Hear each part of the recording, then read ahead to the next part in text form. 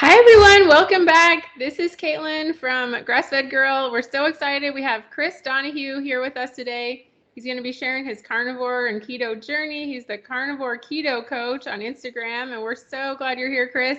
This is going to be fun. Thanks, Caitlin. Yeah, thanks for having me. Well, good. I mean, I've gotten to know you a little bit.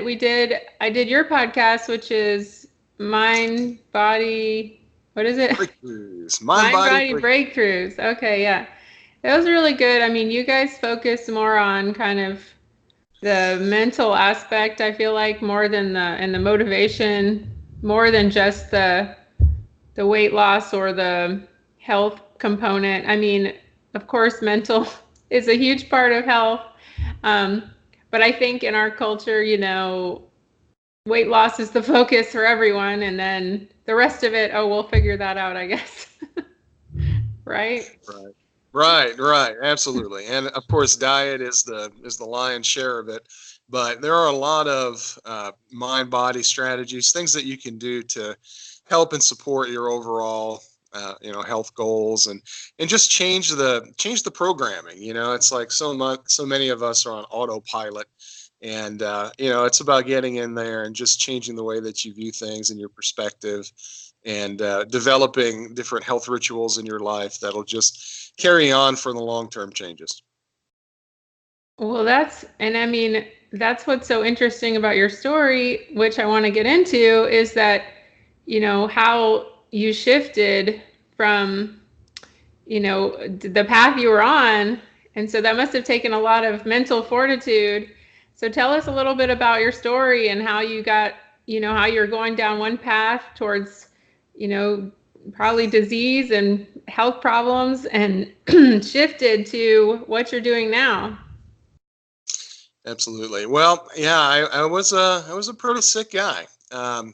It started, I was overweight my whole life. I was the stereotypical, fat kid in school. Got a lot of bullying and definitely caused a little bit of emotional trauma there. And, I was always interested in health. I got into the health field early on. I was an EMT. I went to herbalist school.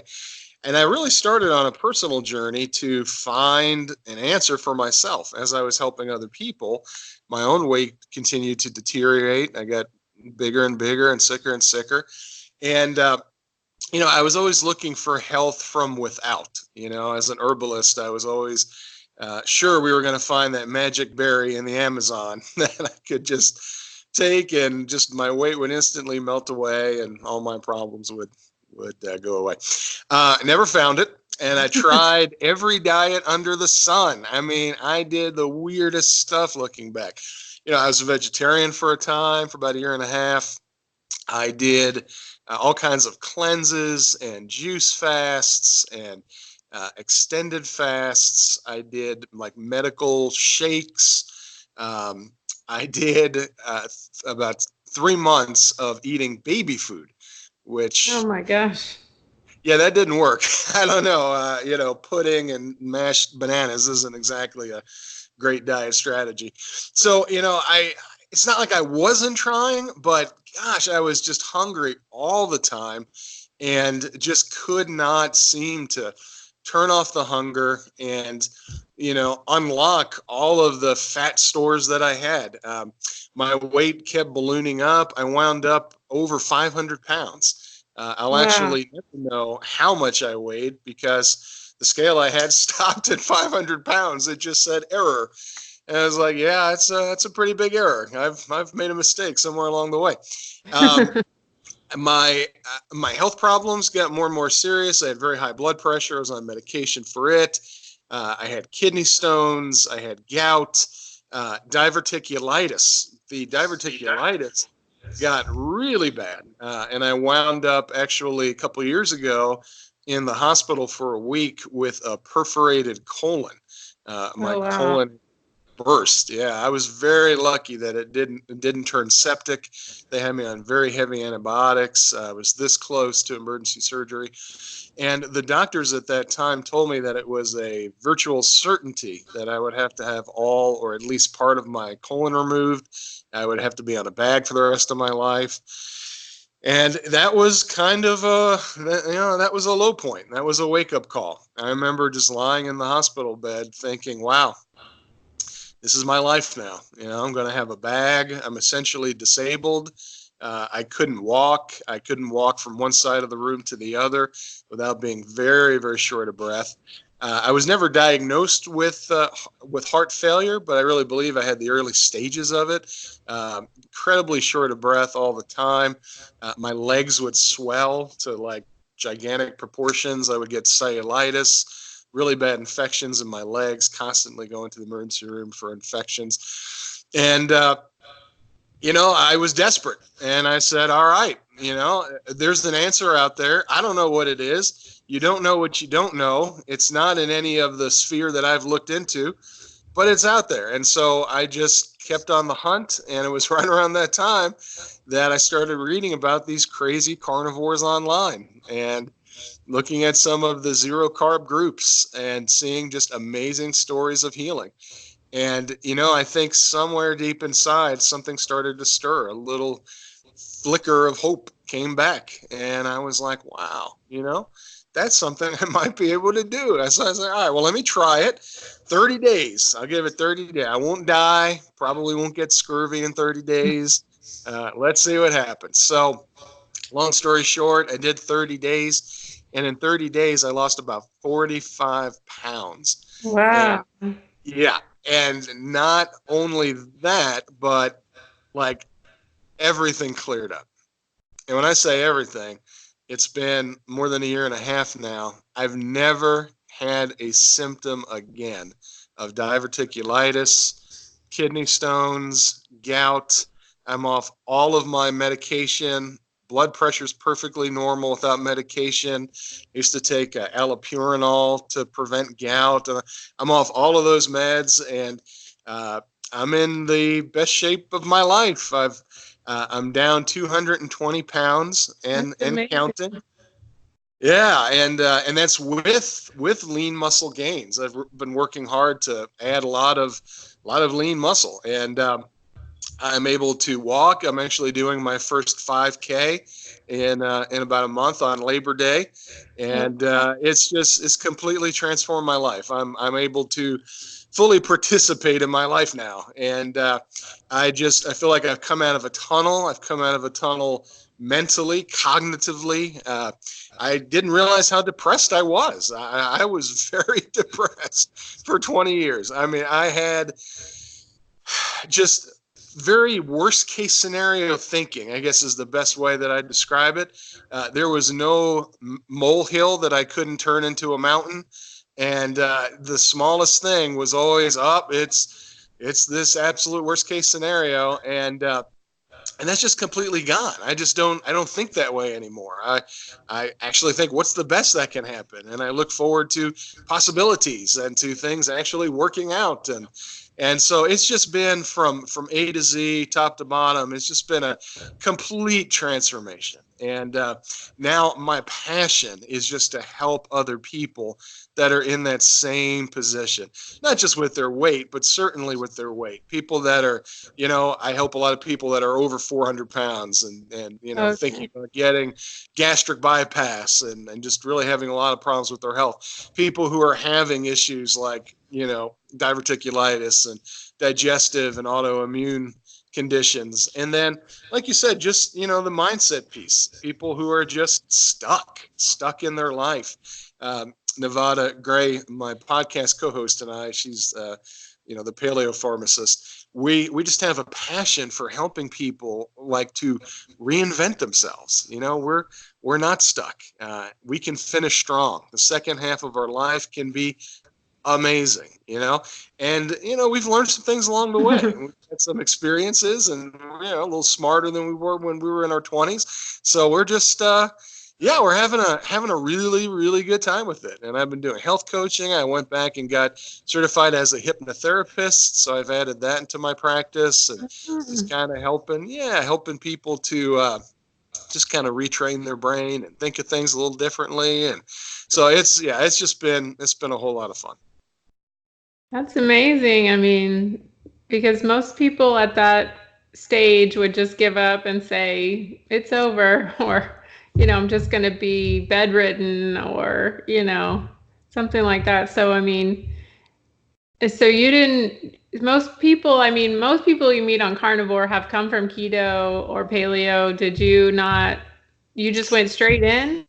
Well, I did. I was playing around with keto. I did keto. Sometimes I would lose a little weight on keto, but my version of keto, unfortunately, I did. A lot of the fat bombs and the bulletproof coffee and the keto desserts. My wife is really, really good at making, keto cupcakes and keto brownies and keto chocolate ganache cakes, and you really can't live on that stuff and not live well. And so that was kind of my keto journey. It helped, it moved the needle some, but it wasn't until I went carnivore that the weight just started to drop, and all of the other health conditions, because of course things like the diverticulitis required the removal of all of the plants and the fiber. And the nuts, all the Which, nuts. It's really bad yeah, for diverticulitis is nuts and seeds. right. And I had a very nut heavy diet. Turns out it was very oxalate heavy. Didn't even know what oxalates were, but it was very heavy in, almonds, almond flour, things like that. So I was doing the exact wrong things for some of my conditions on keto, where carnivore has just addressed, all across the board. Yeah, I think same thing for me with the vegetables, and I didn't eat a lot of nuts because I kind of knew that they would make me like really gain, like not lose weight. But the vegetables were really, I think, hard on my system, whereas all we're ever told is the vegetables are so good for you. And it's like, wait, what? I bet you had a change in your digestion a lot when you went carnivore.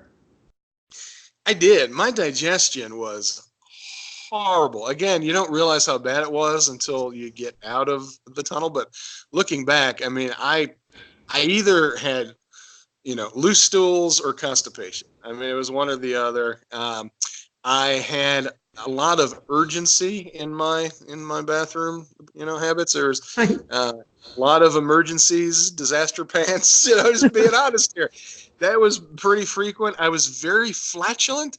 My family can attest to that. I was kind of well known for being able to clear out a room, and yeah, all of that is completely gone. I mean, it's of course the number one question we get asked, but it's perfect digestion and elimination every day. The Bristol stool chart. It's picture perfect. Tell Which people pictures available upon request. TMI. So, now, now you said your family, what did they think about all this? Well, it's interesting. I mean, overall, they've been supportive. I tended to be the kind of person that would jump from one thing to another. I get a little obsessive about things. And so, yeah, at first it was like, oh, okay, this is, his latest, obsession. This will last a month like all the others. Um, but as time went on, and they saw the weight starting to drop off, and the way I was able to uh, you know walk and really start to get healthy, I mean, they've definitely come along. My wife is actually, I haven't really talked about this yet, but she's been doing carnivore for a little bit here, so she's playing around with it. I'm excited to see the changes that it'll make for her. But yeah, it's just been a transformation overall. I mean, I was never able to participate in our family functions. A few years ago we went to Disney World, and my day there was just sitting on the bench, all day pretty much, while my family went and rode rides and had a lot of fun.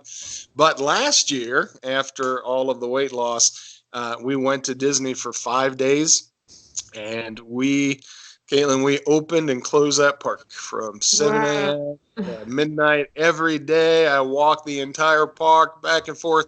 With fast passes, you have to kind of okay, now it's on the other side of the park, and so we just walked like a crazy man and Yeah. enjoyed it like a little kid. Rode every ride in the park, all the roller coasters that I never used to be able to fit in, Yeah, you and weren't worried about the seat fitting or the belt or whatever. no, and I tell you what, those kinds of concerns are very real. And I know a lot of your listeners, there's people out there struggling. I mean, I had, bench radar, where you're always looking for the next bench, I Where could can always you find a sit? place to sit. And just those fears, you go to a wedding and they have the little pop up plastic folding chairs. It's like, Uh, okay, that's not going to work. And I've broken many a chair in my day. And I even broke one time in our SUV. I was sitting in the passenger seat, thank goodness, but I broke the entire chair. It cracked in half and fell backwards. And oh my while we were goodness. driving, while we were driving down the road, yeah. So um, those kinds of things. I mean, that's where people are at. People are struggling. I know. I get messages every day from people that are there, and they're trying everything. They're following their doctor's advice. I paid a nutritionist for a time, followed her advice to the T. I actually gained weight. It was three meals a day, three snacks, heavy on carbs. I It's did just it's so sad. feel like the 6 meals a day thing. Yeah, yeah, You know, when they that always tell doesn't you work. carry your cooler full of snacks and your prep your meals and all that stuff. Well, so that makes me think about fasting. What is your take on, all these fasting challenges and all this kind of stuff going on? Yeah, I'm a fan of fasting. Now, I did not for the first 220 pounds. I actually didn't do any fasting, and I did it intentionally because I really wanted to show people that carnivore was sufficient for very heavy weight loss. But that said, now that I've moved to kind of a different phase, I did the 7-day fast recently with Jimmy Moore, and I've been incorporating now like 48-hour fasts into my diet. In general, I usually only eat one meal a day anyway, and that really happened pretty early on intuitively. I'm a big fan of larger meals less often. So I have a big giant meal, and then I just rest and enjoy and wait for hunger to return, whether that's 8 hours later, 16 hours later, 24 hours later, sometimes 36 hours later. Um, and I do think that the body needs time for bowel rest. It needs time for autophagy, cellular repair and renewal. It's like that's where the magic happens.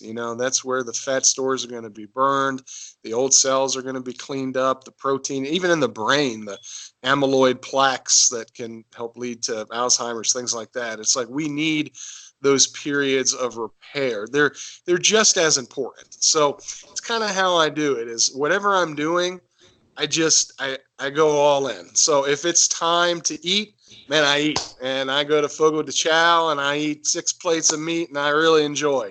And then when it's time to rest, I rest. I don't do anything. I listen to podcasts. I spend time in nature, and then once that resting period ends and hunger returns, to me, that's the signal. Okay, now it's time to work out. Because in nature, that's how it is for animals. The lion's had a big meal, he's rested for a day, and once hunger returns, then he has to go expend energy. He has to go out and hunt. And so that's what I do. I'll do a fasted workout and then hit another big meal and then rest again for another 24, 36 hours. And that pattern has worked like a charm. I have zero hunger, I have zero cravings. I always mention, they say the lions in the Serengeti, the zebras know if they're fed or full, and they could walk right past a fed lion and there's no danger. And that's how I feel when I'm at work or different places and there's a box of donuts, or it's like there's no danger. There's no danger to any snacks because I'm full and I'm satisfied. Yeah, absolutely. I mean, I'm glad you said that about the not fasting at first because I mean, I'd hate for somebody who's sitting at home and can't get off their couch, because they have so much weight to lose that they think, well, I have to start I have to start eating but stop eating, like that. To me, if one thing that I bought into with carnivore was like, because my sister got me into it kind of originally, and she said you can eat as much as you want, and like if she hadn't have said that, I probably wouldn't have done it, because you're already removing so many things, from your, because to me, hunger is the ultimate trauma, you know. Um, so, and I have a really bad relationship with hunger and fasting and stuff like that because of all the dieting that I've done. So, and I mean, I may get there, but so far, I haven't really been able to do a lot of fasting without having some sort of negative reaction where I eat too much, or, have some sort of emotional response that's not positive. So, um, so I mean, I'm so glad you ate a lot at first, because, and to show that doesn't, it's not about the calories, and it's not about the how many, laps you ran around the treadmill, which is what we're led to believe in our culture, that there's no hope if you can't run and you can't go to the gym every day. There's nothing you can do, or people who can't stand up are they're just, they have no choice. And I love that you were able to lose weight. Now, did you work out initially? I tell you what I did. I started really small, and that's what I encourage people to do. Start where you're at. So I started looking around. I read some things like, okay, what exercises can you do to burn fat? And pretty early on, I came across an article talked about squats. And it made sense, your biggest muscle. I'm actually a licensed massage therapist, so I do know a little bit about muscles. I'm like, yeah, that makes sense. Let me try squats. So first I can only do, I think I did 8 maybe the first time. And so I said, all right, here's what I'm going to do. Every time I go to the bathroom, I'm going to do 10 squats. So if I go to the bathroom 5, 6 times a day, 60 squats. And I kept that up. And eventually I started doing squats to failure every time I went to the bathroom. So, 20 squats, 30 squats. Now I actually do 100 squats every time I go to the bathroom. So Wow. You five, must six have times a day, a big bathroom. 5, 6 times a day, it's 600 squats. And so, yeah, it's been, it's little things like that. And that's what I encourage your listeners to do. Start where you can. It can be so intimidating. I know. I paid personal trainers, and they're like, "Oh, just do 50 push-ups and 50 sit-ups." It's like, I can't walk 50 steps. I mean, what are you talking about here? And so you find things that you can do. There's even some passive exercise type things you can do using like sauna and heat therapy, using cold. I did a lot of cold thermogenesis, things where you can get the fat burning engines going. And then from there, it's definitely weight training over cardio. Cardio is great, and I do walking, but not for weight loss. You want to get that resistance training. You want to boost some of those fat burning hormones. I also started to do a HIIT routine, a high intensity interval training, and it's one of the things I encourage every one of my clients to do. It's only 5 minutes a day. I have them first thing in the morning when they wake up. They do one full body exercise of their choice for 1 minute, as hard out as they can. Rest for 30 seconds, do it for another minute, hard out, rest for 30 seconds, another minute. And in 4.5 minutes, you're done. But studies show that after doing that, some of those fat burning hormones and other good and beneficial things can be elevated for 12 to 16 hours later, which is it's pretty good. And so that's what I'm a big fan of, is micro workouts, building it into your routine, little rituals like the squats in the bathroom, or at work. I have a low filing cabinet. Every time I happen to pass it, I just do some quick, push-ups on it. And it's like, if you build in these mindless rituals, they really start to add up. And they're things I don't think about, So I do go to the gym sometimes. I'm a big fan of body weight exercise, calisthenics, You carry your own gym with you. I don't have to buy a, fancy home gym with hundreds of pounds. I've got it all right here. So big fan of that, and just kind of, starting where you're at. The key is consistent daily activity. And one of the things we talk about a lot in our mind body, breakthroughs community is 1% better every day. I mean, really, just 1% better every day, and it really adds up over time. Now, do you think that somebody, when should they start? Like, if they were really like you were, when should they add in exercise? I mean, I You know know, for me, I didn't exercise for 8 months when I started carnivore. I just started exercise, so now I'm at 10 months, and I just started exercising about a month ago, maybe, maybe a little longer, because I felt like the change was too drastic. I couldn't add in one more thing. As I mean, I have Hashimoto's. So everything is like just tiring and stuff. It's almost like I have a lot of weight on, extra weight, but it's really not. It's just like you have this like cloud of energy loss or something. I don't know. It's like you're dragging a bag of stones around with you or something. Nobody would understand it unless they have it. Um, but so to me, I was like, I'm just gonna do the carnivore and that's it. I walk. I always walk because I like that for the mental aspect of walking for that, because I hate being inside all the time. But then when I added, I just was like, I can't do it. And then finally, just one day, I started feeling like exercising it because I was a personal trainer. So I know how to exercise. And so when I added that back, when I just, but it came naturally. I started to feel like it, and then I was like, okay, I'm going to start doing some, like you said, push-ups and squats and things like that. But I couldn't mentally wrap my head around that for a long time. So what do you say to somebody who is just starting out? I say trust your body. Listen to what your body's telling you. Eat less, move more is the absolute worst advice for someone who is morbidly obese and struggling. Eating less, you're just going to feed your hunger and set yourself up for incredible binges, which is like what you said, not fasting at first.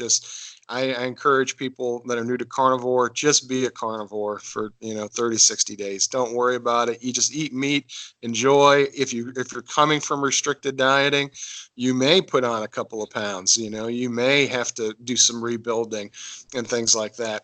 And then moving more too early is just going to make you incredibly hungry and get throw your hormones just out of whack. So like your body will tell you. And that's kind of how it was for me. At each new step, it was like I knew that I was ready. I was ready to go and to start walking, walking on a track. And, I was ready to start lifting weights. I was ready to, do some laps in the pool. It's like I just kind of trusted my body. And the beauty of it is that you'll start to enjoy and crave exercise and want to be out there, want to do things. I guess one of my overall messages to people is that doing it right, doing a diet right, or doing life right, if it's not easy, honestly, there's something wrong. And, people take exception to that. I'm not saying that there's no challenges. I'm not saying that there's no struggles in dieting or exercise, but I'm saying that it shouldn't be white knuckling and all willpower and forcing yourself to do it, because willpower only goes so far. I don't know about you, but my willpower doesn't last very long, No. which is why no diet ever worked. No new exercise plan ever worked. The January 1st resolutions were done by the 12th. I mean, that's what willpower will get you. Now it's kind of like it's steak power. It's changing things in my diet, changing things in my lifestyle, making the metabolic switches where it becomes effortless. And that's, with the mindset piece too. And that's where I really enjoy, like, hypnotherapy. And I encourage, folks, at the very least, try some like self-hypnosis apps. There's really good ones that you can get for free. Begin to just change kind of the deeper programming, because so much of what we're doing is on autopilot. We're running off of programs that we have developed over time. We picked up from our childhood, and trying to do something intentionally against our own programming, it doesn't last. It doesn't work. But if Yeah. we can Don't change. believe don't believe that voice in your head. Yes, yes. Oh, yeah, definitely don't believe the voice in your head. We are king at rationalizers, king at just, telling ourselves stories. I was talking to someone the other day about all of uh, you know, the things you tell yourself. Okay, well, let me just have one last bad meal and get it out of my system, and then I'll be good. I used to call them my farewell to food feasts, usually on a Friday. I'm going to have one last hurrah. And then, of course, 2 weeks later, I was back into it. So, yeah, it's changing our overall approach to food, to exercise, and it becomes fun, and you have to have some fun with it. And you're going to struggle. I tell people too, like with plateaus. A plateau is a good thing. You lost a certain amount of weight, and now you're holding it, you're maintaining it. You've created a new set point in your body, a new metabolic set point. And let your body heal, adapt and rest a little bit. And then when you're ready, go for some more, and claim some new ground. So that's kind of what it is. It's like you're not always advancing. You gain some new ground, and then you hold it. And then when you're ready, you gain some more new ground, and you hold it. And it's just a much better way than, the up and down and, back and forth, one step forward, two steps back. That's not the way to go. I think I saw somebody the other day and they said, "Oh, how long have you been doing carnivore?" And they were a keto person. And I was like, "Oh, 10 months." And they said, "Oh, that's so much willpower." And I was like, that's absolutely the opposite of you don't understand like when you if this was hard, I couldn't do it. I mean, I wouldn't do it because the weirdest thing is your body changes like I ate dinner last night and I mean I haven't eaten yet, but like I'm starting to get hungry. So you'd think like, okay, I probably want some kind of like you might think if you were an outside person that you might think, well, what do I want to eat right now? Like, am I thinking about pizza? Am I thinking about cereal or waffles or something? No, like I'm starting to think about steak, and it's the weirdest thing in the world, like that nobody would understand unless they did carnivore. Because when you're hungry, you start wanting meat. It is a fatty meat for me. It's like always fatty meat, and so it's like people think like nobody's like holding one arm behind my back. Like that is what I'm starting to be hungry, and that is all I'm thinking about getting. So it's like people don't realize that nothing is making me do this. Like it's like you're tuned in to like your ancestral pattern or something like that. I don't know what it is. It's weird because you'd think, oh, if I could eat anything, what would I want? And it's like, but I just have this overriding steak craving. Is that how it is for you? Yes. And, people all the time ask, well, how can you eat the same things every day? I would get so bored. And, it is tough to explain to them, like you're saying, that it's never boring. It's every meal is like the best meal that I ever ate. And they say that hunger is the secret sauce. And it's true. When you are going for these long periods of rest between meals, it's like when true hunger returns.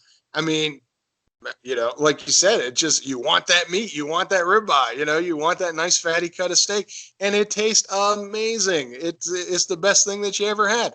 And then once you're done, it turns off, and that's it. I have no hunger, I have no cravings until it comes back again. It's and that's how we were designed to eat. I mean, that's how all the all the carnivorous animals in nature eat. Lions, they never get tired of zebras. They're not Yeah. looking for tofurkey. They're eat the same things every day, and they love it, and they're perfectly happy. Yeah, I mean, I feel like I could really do this forever. I mean, it doesn't even occur to me to eat other stuff. Whereas when I was on keto, I mean, and paleo, I was always wanting to make some kind of a waffle or a muffin or some kind of silly thing, that I mean, of course I could eat eggs and sausage or whatever, but I would always want some kind of like dessert or something, make something into a dessert type. I was always wanting dessert, even after breakfast sometimes. So it's like getting that sweet craving thing under control has just been really freeing for me, and I'm sure for you too. Like I'm a sweet person. I don't know if you were like some people are like they like chips and stuff. Yeah, I was a sweet person for sure, and that's actually one of the changes that I uh, really think helped and benefited me the most was just getting sweet completely out of my life. So I don't use any sweeteners. I don't use stevia. I don't use, a lot of those sweeteners, even if they don't, raise your blood sugar, they do spike your insulin just a little bit, or they mess with leptin or some of these other things. And, you just see these keto folks that are just really addicted to sweet, and just constantly eating these treats, these That's keto how approved I was. desserts. Yeah. Yeah, and it's just once you change, your palate completely changes. Now it's like I taste the natural sweetness and things. I just use like just some heavy cream in my coffee, and it tastes super sweet. Cream cheese is like cheesecake. I mean, sometimes for a dessert, I'll just put a little cream cheese in a bowl and heat it up. Sometimes add a little bit of some sort of a like essential oil, maybe some peppermint oil or whatever, and it tastes like this incredible sweet dessert.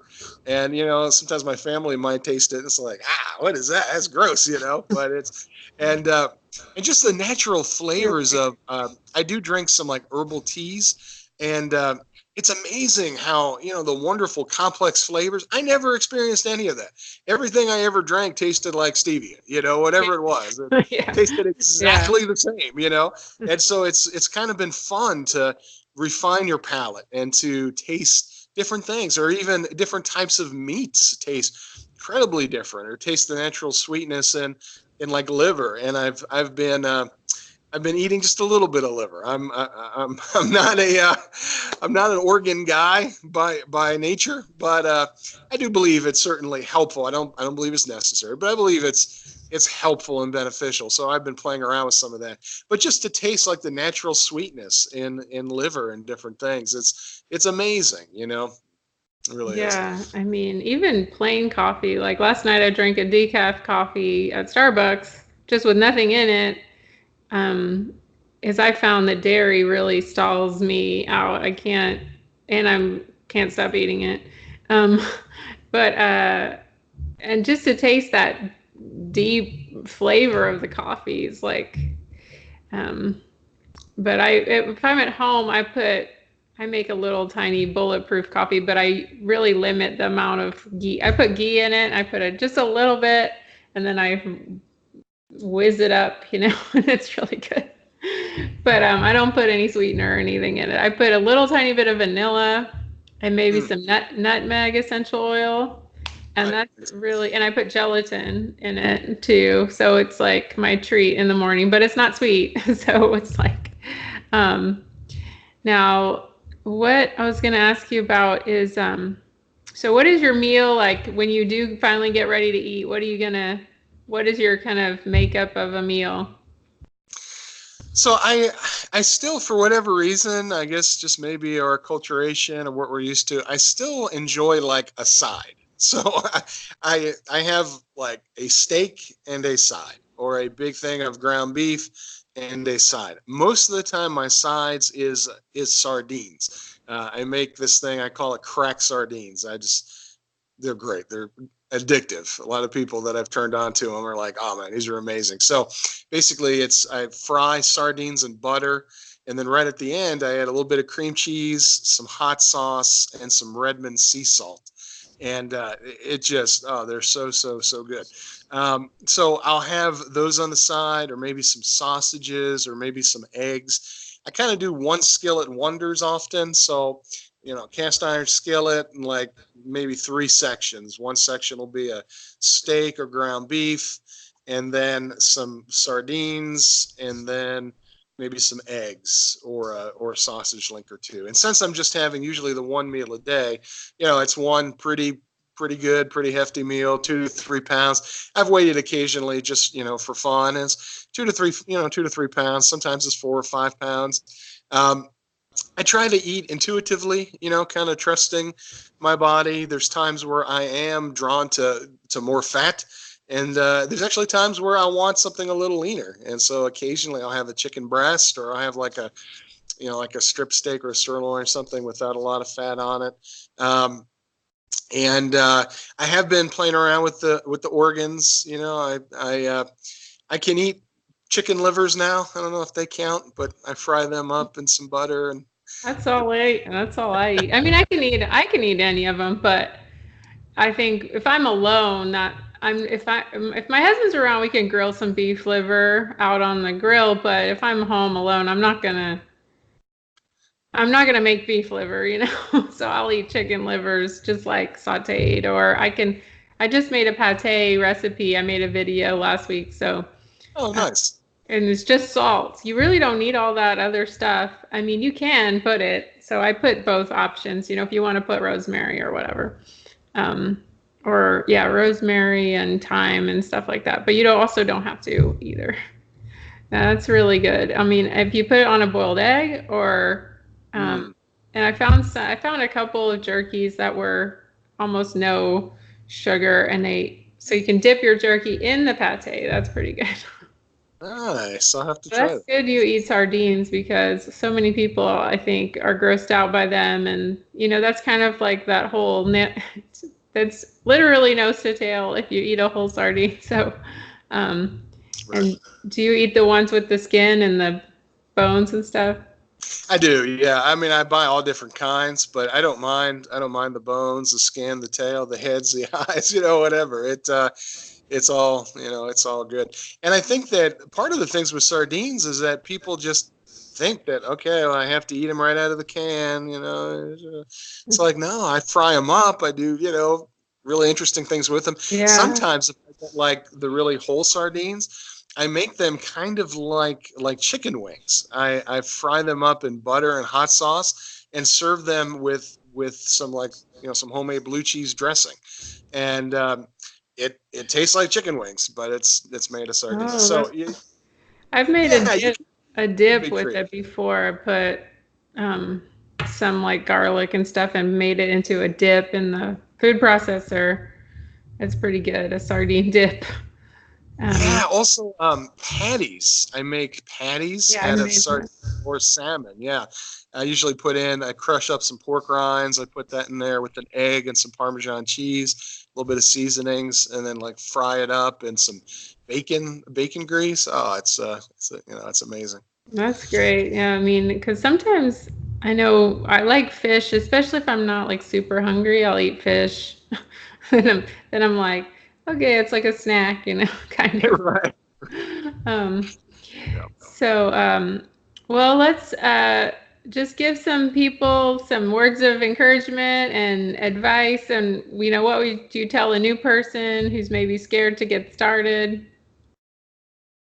Yeah, I'd say, you are embarking on a journey that humans have been doing for a long, long time. And there's indigenous peoples that have been eating this way forever, that are thriving on exclusively meat or primarily meat diets. We were designed to eat this way. You're gonna know that. You're gonna feel that. Everything's just gonna work better. It's a much cleaner burning fuel. From the bottom of your cells, to the top of your head, things are just going to start to work better. Cognitive function, mood, your skin. There's just all of these markers, things that you're not even considering are just going to start to work better. Definitely get into community, join some of these groups online, get involved in the conversation, ask your questions. It really helps to have support. And there's a lot of great groups online.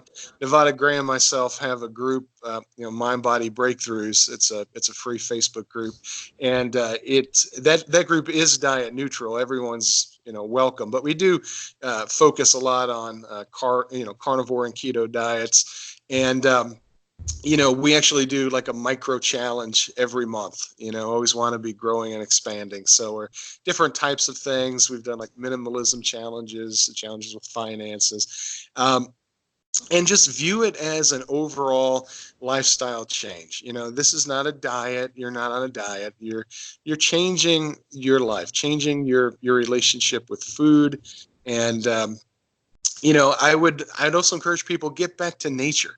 I think a lot of this is we're just so disconnected from nature. So get out in the sunshine, get in the water, use cold, use heat, grounding, go out and put your feet in the grass. It's like, these are little things, but they make such a big difference in our overall health, in our overall mindset. And then, if any of you are struggling, and if I can help you in any way, just reach out. I'd love to, especially if you're 400 or 500 pounds and you're just discouraged and depressed and at your wit's end. There are answers, and there are things, that you can do for sure. So what's the best way? So tell them your Instagram and how to reach you. Yeah, so I'm a Carnivore Keto Coach on Instagram, Twitter, and Facebook. Website is carnivoreketocoach.com to reach out to me through that. Any of my platforms. I actually enjoy Instagram the most now.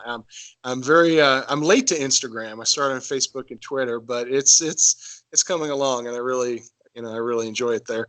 And then our Mind Body Breakthroughs Facebook community. We'd love to have you. There's a lot of great help and support and encouragement. It's completely free, and just, we are stronger together. And we really, we see that, there's each one of us brings, unique insights and talents. And for you listening at home, you've got talents and insights and experiences and things that you can share. And I think that's a big part of it, is living life on purpose, living your authentic self. You've got to give in order to receive.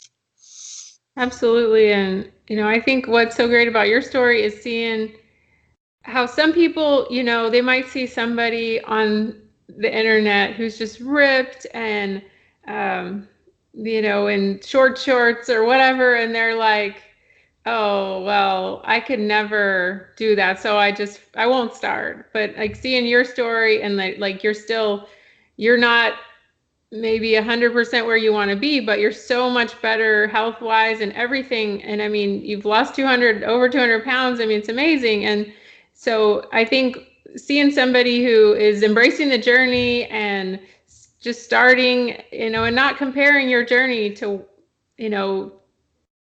I don't know, somebody, I just can't think of anybody's name, like Jason Whitrock or something like that. I mean, somebody who's just so cut and think that, that's not the point. The point is to be healthy and able to enjoy your family and able to get out and do things. And that's what you embody to me. So I think that's so inspiring. And I'm just so glad you're on today, Chris. And everybody go follow Chris on Instagram at Carnivore Keto Coach.